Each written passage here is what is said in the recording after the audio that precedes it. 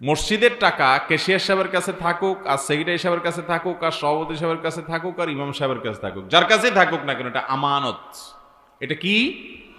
আর আমানতের টাকা, এটা তিনি নিজে হাওলাত নিতেও পারবেন না, কাউকে দিতেও, ব্যবসায় খাটাতে পারবেন না। আপনি নিজের টাকা আপনি ব্যবসায় খাটান, সেখানে আপনি টাকা দিয়া ব্যবসার লাভের ভাগ নেন, সেটা জায়েজ হতে পারে।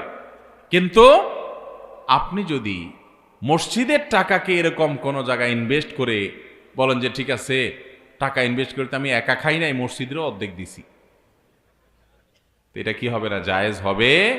এই টাকা খরচ করা আপনার অধিকারে নাই, এটা তো আপনার নিজের টাকা না, এই টাকা তো আপনার কাছে আমানত, আল্লাহর ঘরের টাকা। অতএব এটা আপনি রেখে দিতে হবে, শুধু খরচ করবেন আর রেখে দিবেন।